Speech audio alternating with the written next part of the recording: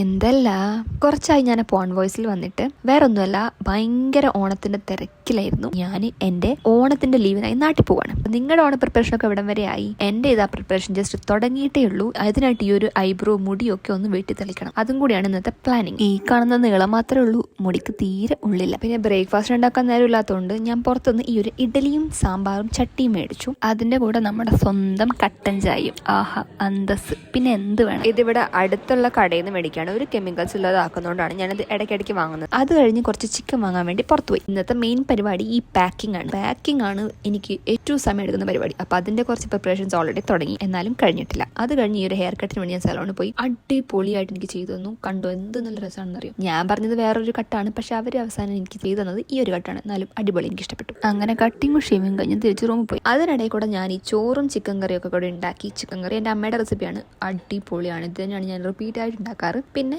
ഇടയിൽ കൂടെ ഈ ഒരു ചിക്കൻ ചില്ലിയും കൂടി ഉണ്ടാക്കി. കുറച്ച് ചിക്കൻ അധികം വന്നുകൊണ്ട് ഞാൻ പിന്നെ ചില്ലിയും കൂടെ ആക്കാന്ന് വിചാരിച്ചു. അങ്ങനെ അതെല്ലാമായി. ഇതിനിടയിൽ കൂടെ എങ്ങനെയാണെന്ന് എനിക്ക് തന്നെ അറിയാൻ പാടില്ല. പിന്നെയും നമ്മുടെ പാക്കിംഗ് ഇവിടെ അടിപൊളി നടക്കുന്നുണ്ട്. അവസാനം ഞാൻ എങ്ങനെയൊക്കെയോ പാക്ക് ചെയ്തിട്ടുണ്ട്. അപ്പോഴേക്കും പിന്നെ എനിക്ക് വിശക്കാൻ തുടങ്ങി. ഉണ്ടാക്കി ഫുഡൊക്കെ ഒന്ന് കഴിച്ചു. അങ്ങനെ ഫൈനലി എന്നെ പാക്കിംഗ് കഴിഞ്ഞതാ. ഇത്ര ബാഗാണ് എനിക്ക് കൊണ്ടുപോയത്. ഇതും കൊണ്ട് ഞാൻ എങ്ങനെ ട്രെയിൻ കയറി പോകുന്നു എനിക്ക് ഒരു എത്തുമ്പടിയില്ല. പക്ഷെ എങ്ങനെയെങ്കിലും പോയേ പറ്റൂ. അപ്പൊ അതാണ് അടുത്ത ടാസ്ക്.